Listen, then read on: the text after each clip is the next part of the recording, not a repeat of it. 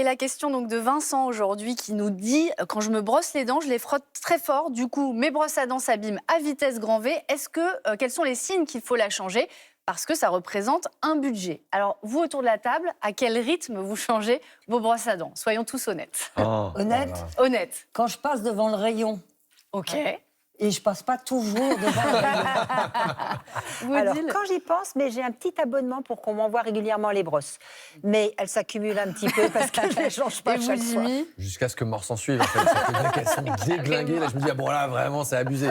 Et je pense que je suis pas du tout dans les Ouais, je recommandations. suis pas très bonne élève non plus. Alors en France, c'est vrai qu'on est tous un peu dans ce cas-là, puisqu'on serait à 2 par an, alors que le rythme idéal recommandé par les dentistes, c'est 4 fois par an. 4 fois par an. Et oui, 4 Mais c'est fois. un lobby des dentistes, c'est pas possible. Ils ont des actions dans les Je crois brosses à pas dents. qu'ils aient d'action normalement dans Je les sais pas, je brosses à dents. plaisante évidemment.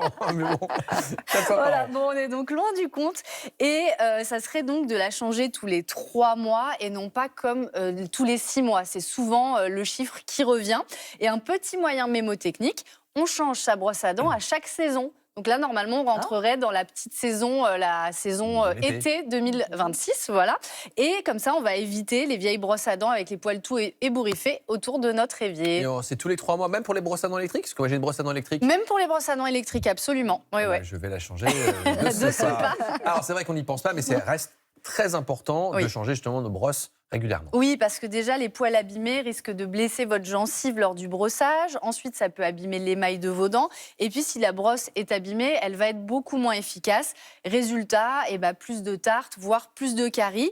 Et pour répondre à Vincent, malheureusement, si les poils sont abîmés avant les 3 mois, eh bien oui, il faudrait la changer. Et puis, il y a un autre conseil qui est donné par les dentistes, mais alors celui-là, je pense qu'il est encore moins suivi, c'est que quand on a eu une maladie comme grippe ou gastro, eh bien, les bactéries, les virus pourraient rester sur la brosse à dents et donc il faudrait là aussi la changer plus souvent. Bon, on va pas changer la brosse à dents à chaque gastro ou à chaque grippe. Non, écoutez, non, je veux bien, faire des efforts. Je mais... donne la recommandation, chacun fait ce qu'il veut. Alors, on a peut-être des conseils pour justement augmenter la durée de vie de nos brosses à dents. Oui, alors, ce qu'on va faire, Ne déjà... pas s'en servir. Bah oui, exactement. Ah bah non, là, Un jour sur 2, là, on et on valide pas arrive du tout. justement à nos 6 mois. On valide pas du tout. Alors attendez, je reprends Peut-être qu'on y va mes déjà petites pas trop fiches. fort, parce que notre téléspectateur, il dit qu'il y va Ouais, de c'est façon un peu intensive. Exactement, pas de brossage trop fort. Ensuite, le geste de base, c'est de bien les rincer en enlevant le dentifrice des poils. De temps en temps, on peut aussi la laisser tremper dans un peu d'eau chaude avec du bain de bouche pour retirer un peu plus de bactéries. Et puis, faire attention à comment on la pose. C'est à la verticale, dans un endroit sec. Et si possible, vous savez, si vous la mettez dégoulinante au bord du lavabo, ça va accumuler les bactéries. Et dans l'idéal, on l'éloigne des autres brosses de la famille. Voilà, comme ça, il n'y a pas de contamination croisée. On les éloigne des autres brosses de la famille. Genre, on les met pas dans le pot. Non, on doit les séparer, chacune de son côté. Ok, bon, on a tout faux. Alors, peut-être des petites astuces pour terminer. Oui, alors c'est vrai que là, il y a pas mal de pollution avec les brosses à dents en plastique. Donc aujourd'hui, vous avez des brosses à dents en bois, notamment en bambou. Et ça, au moins, c'est biodégradable. Et puis, si vous partez en voyage ou que vous mettez la brosse à dents dans votre sac, ce qui est pas mal, c'est une petite boîte de voyage. Voilà, vous avez ça ou aussi des petits capuchons.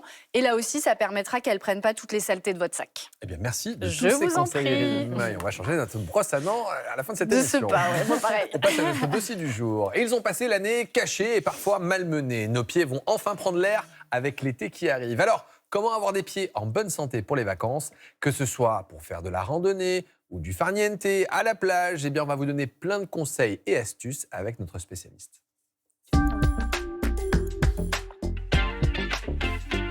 Et nous sommes ravis d'accueillir Muriel Montanvert, pédicure podologue. Bonjour. Bonjour. Vous êtes également la présidente de l'Union française pour la santé du pied et l'autrice de ce livre, Des pieds en bonne santé. C'est publié aux éditions Le Duc.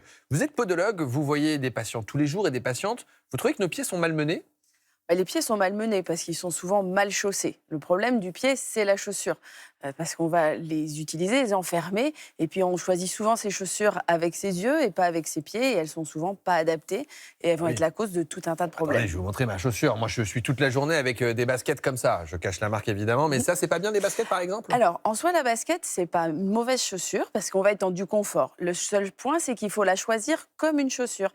Il faut qu'elle ait du maintien à l'arrière, qu'elle soit bien tenue au niveau du lacet, avec des lacets refaits tous les jours, hein, ça c'est important.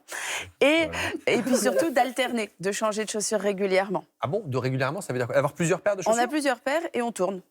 Pour pas parce que c'est quoi le risque si je mets tous les jours ma paire de baskets? Eh ben, par en fait, exemple tous les jours, votre chaussure, elle va s'affaisser. Et puis, en plus, elle ne sera pas forcément sèche quand vous allez la remettre le matin. Donc, c'est bien d'alterner pour que vos pieds s'habituent à différentes chaussures.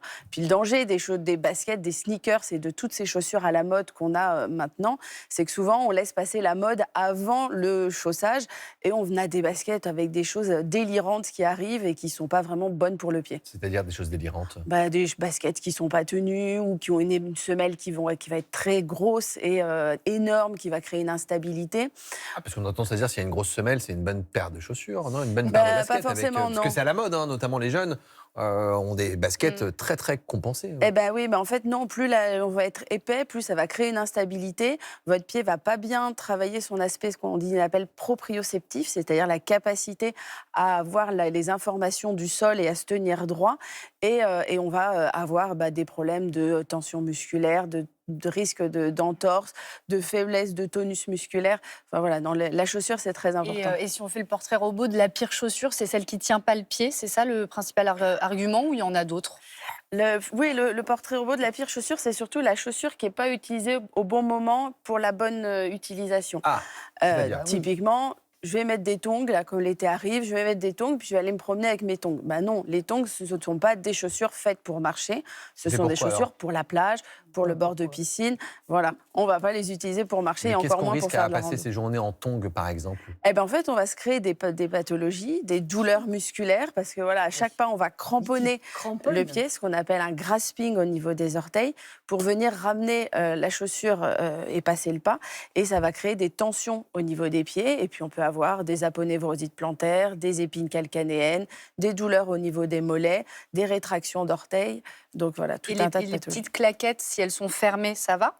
Ou Alors, c'est trop? une chaussure, un nu-pied, à partir du moment où elle est bien tenue et qu'elle vous tient au pied, pas de souci. Ok. Attention à l'épaisseur de la chaussure. Un nu-pied trop plat fait que vous allez attaquer un peu plus au niveau du talon et vous pouvez vous créer des douleurs. Donc, il y en a pour qui ça correspond bien, qui sont bien, puis il y en a d'autres pour qui ça peut créer des pathologies. Ça veut dire que la même chose avec les claquettes, parce qu'on a parlé des tongs, mais les claquettes, c'est la mode des claquettes chaussettes. La même chose. On fait pareil le grasping, et Ouais, donc on n'est pas censé passer sa journée en claquettes. Non, la claquette a une utilisation qui est une facilité à mettre en sortie de piscine, plage, parce que c'est facile à enfiler. Et les mules, parce que c'est vraiment à la mode. Eh ben les mules, alors les mules, c'est la même chose, c'est qu'on va travailler ce grasping, ça va claquer au niveau du talon et en plus, comme elles sont souvent plus dures, on va développer de la corne au niveau du talon et ça va entraîner des crevasses et des pathologies.